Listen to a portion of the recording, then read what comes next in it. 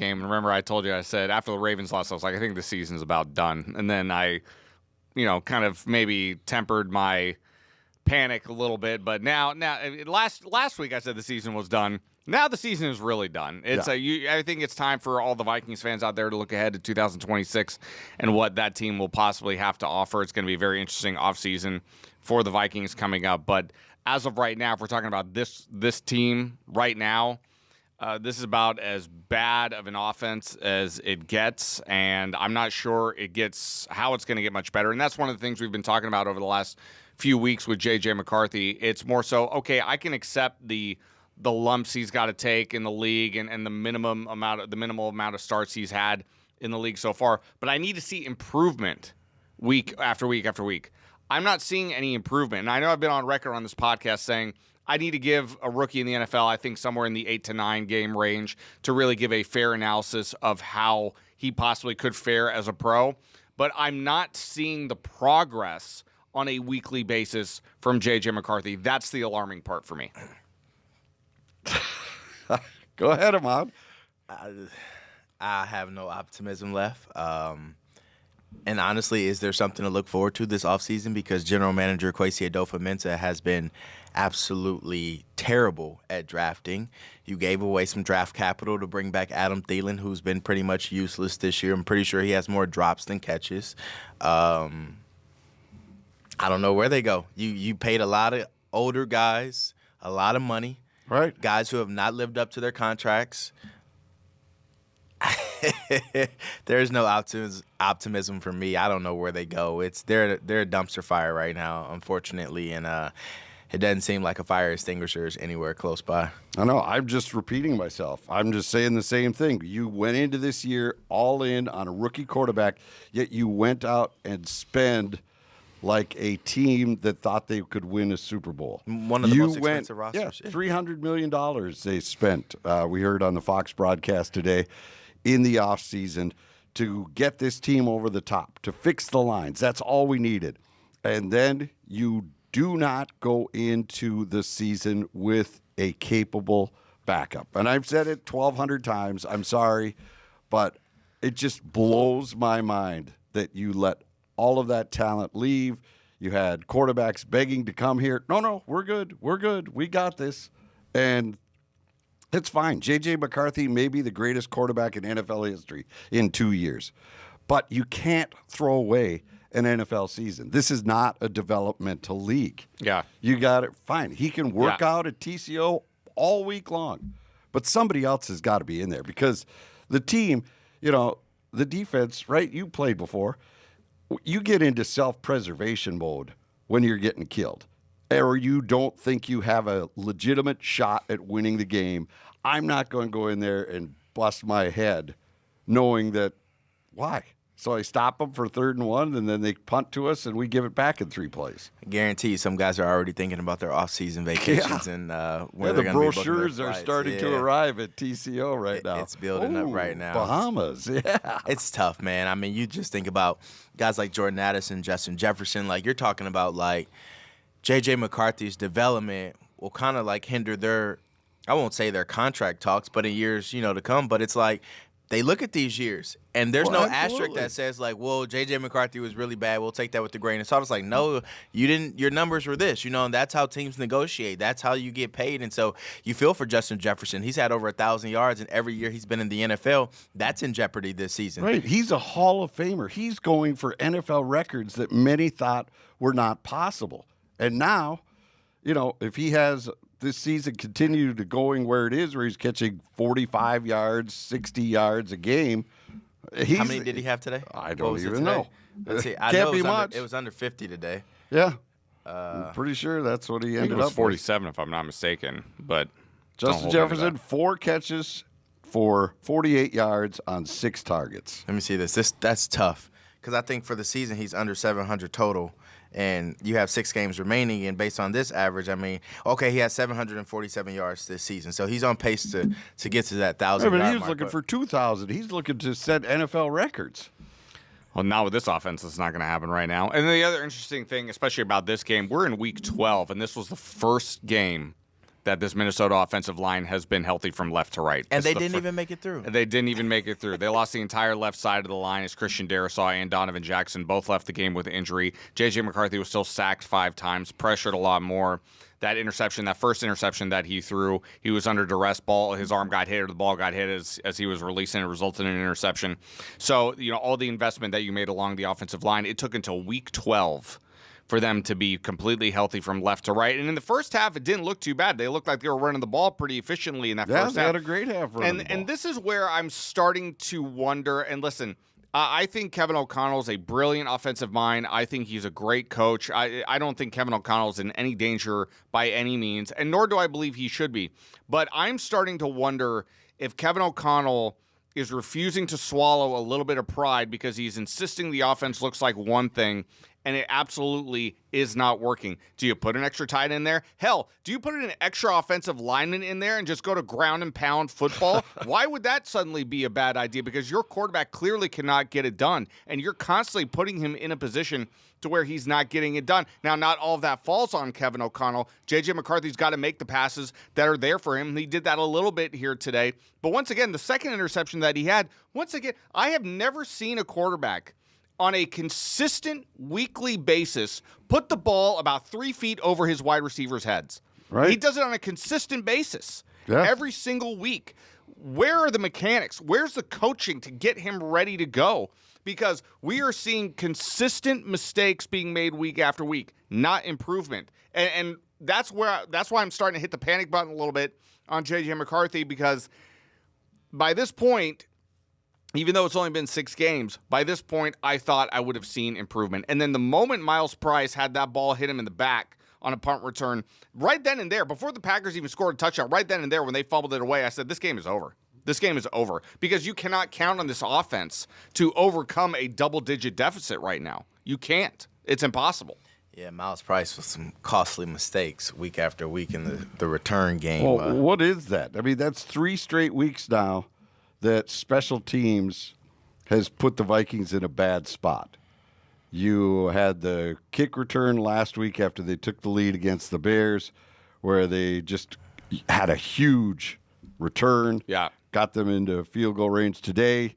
A deadly mix-up where you don't know where the ball is, and it hits you, and so that's why Miles Price being a rookie. I mean, you just got to get out the way. Like they said on the broadcast, it's poison, it's Peter. You hear that, you get away. You don't need to go block the gunner. Who cares if he stops the ball from rolling 5 extra yards? Right, whether it's get at out the of 7 the way. or the 2, it doesn't really matter. So my thing is, that's just a rookie being a rookie, thinking he has to go block this guy to stop the ball from rolling an extra 5 feet. It's just like too many mistakes week after week. To Pierre's credit, I mean, they did kind of go ground and pound. I mean, they ran the ball the first half. But then you got away from it. But that's the thing. Yeah, Why do you give up couldn't on it? stay with it. You got to. JJ has to be a quarterback eventually. Yeah. You got to be a big boy. Yep. Like you got to go make some throws.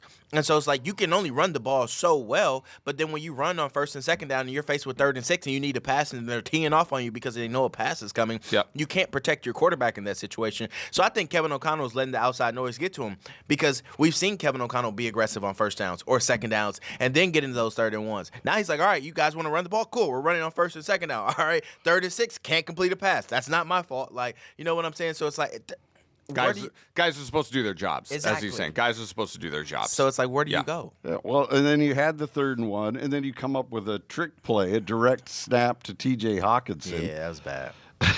It's like, That's bad. what are we doing here? You have as you said, your full offensive line is here. You should be able to get 1 yard on your own. You don't need to trick the Packers into something to get a yard. Well, in this game in particular, If you need to do a trick play to gain 1 yard, you've got more problems than just a quarterback. I would agree with that. And you can't stick to the run because you fall behind again. I mean, you're falling behind in the second half, but Yeah, but I'm talking about that opening drive. They ran the ball perfectly. Yeah. They got down there. Well- and then they had a big run by Aaron Jones, got the 1st down, and then 3 straight incompletions. I think- like, why? Why change? we the first drive of the game, obviously, you've got scripted plays built in there. And after the scripted plays are out the window, I'm seeing this team not able to execute anything that's called in the huddle, like whatsoever. The first drive looks fine. Like, okay, this is looking all right. First half, it's looking all right. But then after that, when they need their quarterback to make a play, to Ahmad's point, he can't make a play. You can't make a play. And it's a combination of things, obviously. But if I'm in the locker room right now and all the players are going to say the right things about J.J. McCarthy when they're asked about J.J. McCarthy, they're all going to say the right things, and to their credit, they have been doing professionals. That. But everybody has eyes. Everybody can see what's happening. What is happening is this young man is not developing at the accelerated pace that they thought he would be at by this time. And if you are going to continue to commit to him, which is now the rest of the season now is all about J.J. McCarthy's progression. That's what you're watching for as a Vikings fan. You're only watching right now because you want to see if J.J. McCarthy suddenly starts to turn a corner. That is the only thing the Vikings and the fans really need to see for the rest of the season because the team is not making the playoffs. It's just not happening. Agreed. His passer rating 34.2. Was that today or overall this season? That's today. That's today. Yeah, man, it's tough. It's tough. This is just a terrible weekend in Minnesota sports. The Timberwolves, the Gophers, the Vikings. I mean, my God. It's like, where's the silver lining? And we still have 6 more games to go. I'm trying not to be a Debbie Downer. Like, I've been full of optimism on these podcasts after games, but today was a brutal watch. And like Pierre said, you want to see some improvement week to week. Like you want to have something to hang your head on. Like, all right, well, you know what? That throw was amazing. Oh man, he flat. Right? Where do we go? I mean, there was no silver lining. There was no optimism today. Kevin O'Connell looked dejected after the game, speaking to the press. From what I understand, Justin Jefferson looked defeated and deflated in the locker room following this game. I mean, the playoffs are all but over, as Pierre mentioned. He's been kind of hitting the nail on the head the last couple of weeks. I was the one that was a little fool and wouldn't believe that. Now I have no choice but to believe it. But then, like I told people before, all right, they're like, well, we should tank, throw in the towel. Okay, well, Kwesi hasn't proven anything with the drafts, so you don't have. And what do you take? And you don't draft a quarterback again, and you don't have a ton of money. So it's like, where do you go? And so I don't know. I think a lot of Vikings fans are kind of frustrated right now. You wait all year for this time of year, football season, and then after 10 weeks, you're already like, well, our season's over. Like, and August is a long ways away. So there's only so much this defense can do too. I mean, those guys have been great. I don't put anything on them. It says 23 points, but I mean, it's tough because it feels like a little bit of a cheap touchdown after the fake punt. I mean, pinned down to your own 5. Doesn't really give you much of a chance. I mean, so for all intents and purposes, it feels like the Vikings defense only gave up 16 points today. And that's been the story every week. You feel like they give up less than the offense puts them in situations where they have to give up points. 145 total yards for the Vikings today, I believe. 145 total yards. What was it at one point on the broadcast in the second half? They put up a graphic of Green Bay accounting for 110 yards of total offense in the second half. Minnesota was negative 22. Yeah. I think Green Bay had the ball for 37 minutes. Yeah. And 15 seconds. I'm pretty sure the Vikings didn't have over 100 yards in the second half. Oh, there's no way they possibly could have because, I mean, I think they had 4 yards. I think 4 yards for the whole half. I think JJ was at 71 yards at the half, if I'm not mistaken. So, I mean, everything was completely downhill in the second half. There can't be a player. And again, like I said, they're all going to say the right things. But I'd be hard-pressed to find one player in that locker room right now that feels like playing inspired football because they're not inspired right now. What is there to have them be inspired over? I don't see anything right now. Not one thing. It's going to be a tough locker room on Wednesday, the day before Thanksgiving, man. Have to ask these guys what they're eating on Thursday because yeah, you're not wrong. They're not going to care. And then look at this. If you're a free agent and this is the way they finish out, you going to be interested in signing here? Then you got to go to Seattle where you watch your boy who led your team to 14 wins last year. Now you got to go watch him and play him next week. And if he carves them up, look, I was an advocate. You couldn't re-sign Sam Darnold because then you don't. Right, it's $50 million, and I agree. Yeah. My guy's Daniel Jones. That was the one. You have to have a competition for every position. No position in the National Football League do you just go with your starter and then, we don't really care what's behind him. So what are you putting in your highlights tonight? Green Bay highlights. That's what you're going to see. Wait till Pete Bursic shows up. His texts are very interesting after least. that game right now. So do we think they get more than 6 wins this year? No, I No. don't see who they're going to beat. Who's left? You got left? Washington, you got Seattle, Detroit you got again. Detroit. You're not going to beat Seattle. You got Green Bay again. You're not going to beat Green Bay. Detroit. Detroit's going to take them apart. Dallas, New York Giants. Maybe, because that's on the road. Giants, so but you the got- Giants all of a You sudden got are Seattle, decent. you got Washington, you got Detroit, you got New York, Dallas, and then Green Bay again. And I'm missing one more. I said, yeah. It is right. They already played Chicago twice. Doesn't sound like a lot I'd put the mortgage on to get the win. Dang, that's tough. I think, if you're a Vikings fan watching right now, like I said, just accept. Bless you. Just accept. Well, just accept where your team is at right now. Just accept it. Accept where it's at. Look ahead to 2026. This was supposed to be a Super Bowl year, though. But it's not. This is supposed to be a championship season. Well, and you can't just say, sorry. Don't worry about it. See you next fall. So people invest in these teams. The Yeah. players invest in these teams. People like Harrison Smith came back because he thought there was a legitimate chance we're going to be good. That's So- what everybody told him. So who do you want to point the finger at? I think you got to go upstairs. Of course you do. Why the hesitation? gotta go upstairs. Of course you do. Of course you But have they to point just the got finger. extensions. Well, both of them just got extensions. Correct. So you don't. If you think that's what needs to happen, I'm not advocating for that. But the No. Commodores, I'm sure, are looking for some heads to roll. I mean, what changes do you make? Your offensive coordinator is just basically a puppet. Yeah. He does what O'Connell Correct. says, right? Well, I mean, That's all he does. well, Kevin O'Connell calls the plays. I mean, so Right. I mean, like, here's the deal. So are you going to change him? Here's no, the deal. because O'Connell still makes the calls. Flores is doing everything he can. Kwesi I think he's Dofomensa. unbelievable. Kwesi with what he's had to Dofomensa deal with. obviously has a very He needs poor a new draft scouting staff. Well, he may do great on the numbers and on the contracts. Got JJ signed, did a great job there, but they need to look at Well, that that's part scouting of- staff. that's because part- the GM doesn't go to all these college football games and watch all these guys. He's counting on people feeding him information. Well, that's part of the issue too. Well, before this offseason, and it's been weird because in the history of the NFL, traditionally, most successful teams are built through the draft. It's only through It's the only way you can survive. in this It league. is, and through free agency, you see some of the teams you get a corner here or defensive end there, and that's those one or two guys really make the difference. And Kwesi, to his part, up until the last offseason, has knocked free agency out of the park for the most part. And it's weird because normally it's the flip side. So you swing and miss sometimes on free agents, and that's part of the nature of the beast. I mean, I'm not going to really crack down on guys for that, but he's done tremendously in free agency. He's done very poorly in the draft. This year, the offseason, has looked not well. They didn't have any draft capital to begin with in the offseason.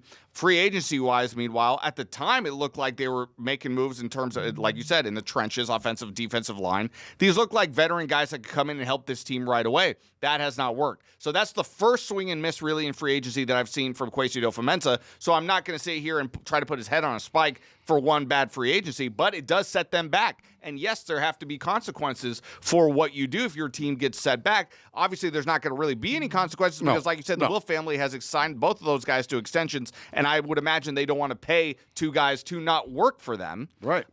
So right now, you're kind of stuck with where you're at. You're kind of stuck with where you're at right now. Would you like to join us, or are you just siesta back there? You just don't even want to talk about I don't know this. what to say. I mean, he's right. You're stuck. Like, you're not firing Kwesi. Kevin shouldn't be fired, but I do think he needs to kind of tweak his offense. Like, he has a lot of long developing plays. I mean, he's doing his best. You could tell, like, he's changing the way he calls plays and whatnot, but at some point you got to expect more from 9, and 9 has to play better. I got a question.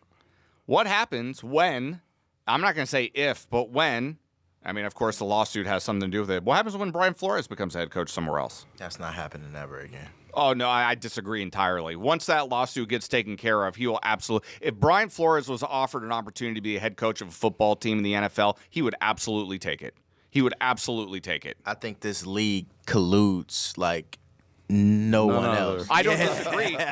I just think all those owners will band together and be like, all right, you won this lawsuit, but you're not going to get a head coaching job. I don't disagree on that point, but at the same time too, not every single NFL owner is stupid. They see what this young man is capable of. I don't know. Nobody touched Kaepernick with a 10-foot pole, and that was a completely different circumstance.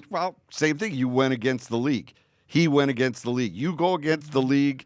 You called him out for racism. Are knocking your head off. But here's the difference. I see a difference with those two situations right there. Colin Kaepernick's talent wasn't worth the baggage that came with him.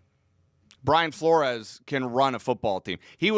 I wouldn't say he was bamboozled in Miami. He spent 3 seasons as the head coach there. He didn't make the playoffs one time. I mean, that's really enough time for you to. However, he was absolutely cut off at the knees in his first season there. For the most part of the second season there. The only reason why he didn't continue on as the head coach there is because he and Tua didn't get along. He wasn't instrumental to the development of Tua Tagovailoa. Now, I would want to get a coach perhaps like him who has a lot of talent. You can see him push the right buttons at the right time. I wouldn't mind getting him the second time around when you learn things, when you got to take a step back, take 2 steps forward. And I think that would be a situation for Brian Flores if there is an owner out there that is willing to take the gamble on him. Now you'd have to ask Brian Flores. They would come to him and say, "Are you willing to drop the lawsuit? Are you willing to take a buyout? Can we work something out?" He's probably not going to sell out in that regard. I can't imagine him doing that. Doesn't seem like it's in his makeup, does it? But if there is a scenario where there's an NFL team out there that is willing to work with him and the league in order, if they want him bad enough, if it was offered to him, Brian Flores is not saying no to that. What's he going to do? He already still works for the league. Is he just going to be happy just to be a defensive coordinator the rest of his career? He's not going to do that. Why would he just accept a secondary role when we all know he's good enough to be the head coach somewhere? If it was offered to him, he is not rejecting it. He's not. Yeah, I don't disagree with you. I just don't think that's going to get offered to him. I don't think that's. I think he's moving forward with that lawsuit. He's not going to let his foot off the gas pedal. And if he happens to win or they settle, he will never see the light of day as a head coach in the National Football League. Not when you won a lawsuit, basically, alleging like racism and all this other stuff that he did with the owner down there in Miami. Like you're not getting a job. Like the owners in the NFL, they're such a tight knit group. Like they stick together. Like you don't typically see owners come out and rebel against one another. There's too much money at stake. Yeah, you don't be a renegade owner. As much as I want to see Brian Flores be a head coach again, like I am an advocate. Hope he does. He'll be a head coach again. He'll be a head coach again. I definitely think it'll happen one day. All right. So, what has to happen this week? Pray. How do you? Was that pray? Yeah, pray. That's it. Well, I'm not talking about Thanksgiving, your meal before you devour that. Well, they're gonna need to do that too. What do you do with McCarthy? What throws is he capable of completing? Well, that's something you have to. That's, I guess, the first step is what can he do consistently, repeatable. You can make this throw every single time. Accuracy. I mean, he overthrew Aaron Jones right at the start of the game. Yeah. Right out of the gate. First thing. That was just a check down. I mean, Michael Parsons was breathing down his neck. You got to get rid of that football. I saw two good throws today. One in the first quarter over the middle on the first drive of the game to Justin Jefferson. I thought that was a great throw right over the middle. And then there was another throw in the second quarter to Justin. Yep. Tight window. That ball was exactly where it needed to be. You couldn't place it any better. I mean, that throw was spectacular from J.J. McCarthy. It's just when you watch him drop back to, you could see the hesitation. You could almost hear his own thoughts in his head through the TV. There's hesitation. He wants to go down. It looks like he wants to go down the field. You see him pump a little bit, and he starts to get happy feet. The decision-making, the concrete, confident decision-making is not there. It's almost as if he doesn't trust himself. Well, he just had his neurological paths rewired. Well, it takes a while for those to set. But you asked me what it looks like. What's it going to take? It's going to take some confidence. And there's unfortunately his play has not garnered confidence from his coaching staff to his teammates to even himself. Even the simple plays, because they were talking about it on the broadcast. They mentioned on the broadcast that Kevin O'Connell would talk about J.J. McCarthy. You don't need to hit the home run ball every time. Guy gives you 4 or 5 yards, take 4 or 5 yards. I saw some of that today, but even the simple throws, we've seen over the last 3 weeks, the simple throws get airmailed. Right. They get thrown behind guys. It's too inconsistent. It's too inconsistent. I did see a little bit of growth, taking a little bit off his fastball for routes underneath and things like that. But in regards to what throws he needs to make all of them. He's a starting quarterback in the National Football League, putting him out. You got to be out there. And, if you're going to start, you got to be able to make all the throws. I think they need to stop babying him, let it rip. JJ, have that effort mentality that Justin Jefferson says the team needs to have, and go play ball. And if you lose the next 6 games playing ball and you're chucking it all over the field, and at least you found out what you don't have in your quarterback and what you need to go get this offseason. So let him go play football. Open up the playbook, call every trick play, call every tool you have in that bag, and see what you got from 9. Because one thing you need heading into this offseason is clarity. Right. So, yeah. Because if you can't go into the offseason feeling like this right now about your quarterback. Nah, you need to see what you got. Because the last thing you want to know is be like, man, well, what if we would have did this? Or maybe we should have tried this. Try everything. Try every throw, call every play. And then dissect the film this offseason, see exactly what he's good at, what he's not good at. Offensive line is pretty much set in stone with the exception of maybe Ryan Kelly, maybe a question mark surrounding him. But he's still signed for another year.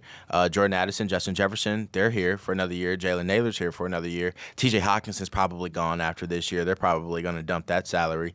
So Josh Oliver's here. He got an extension. So the offense is set. So then you just got to figure out what you got in your quarterback and figure out some defensive stuff. It's confusing, too, because, Ahmad and I were out there for 2 straight training camps watching him throw, watching him get out in the offense. And last year, in his first training camp, we both saw a guy pushing Sam Darnold for the number 1 job. I thought he was neck and neck with Sam Darnold for that number 1 job in training camp. So it's extra confusing to me as I'm like, where did that guy go? Mm-hmm. Where did that guy go? What happened? Is it a situation? Listen, I know he wasn't the reason Michigan was Michigan, but J.J. McCarthy played in a lot of big games and in high-pressure situations, and he played well in those situations. So I don't think it's an issue of he's scared of the moment or the game is too fast for him. It's like, am I looking at 2 different guys? Because there was a guy in training camp in his rookie season who looked pretty good. We were there every day. I trust what I saw. And then until he got hurt, obviously we all know the story from there. But I'm just left wondering, where did that guy go? His confidence is shot. Yeah, shot. Yeah. And like Pierre said, you can't play in this league if you don't have confidence. That's in any sport. So he's going to have to find it. He's going to have to do some namaste before the game and get deep into meditation. But he's got to channel 9 like you talked about. And he got to go play ball. Like, you got 6 games left, rip it, man. Like, it is what it is at this point. You're not going to the playoffs. You got to go out there and try and save your reputation. Because if not, that offseason is going to be even worse than what this regular season is. Exactly. All right. That's enough. It's all we can stand. We'll let you go. 23-6 the final. Your Vikings go down, and we are going down now as well. We'll see you next week.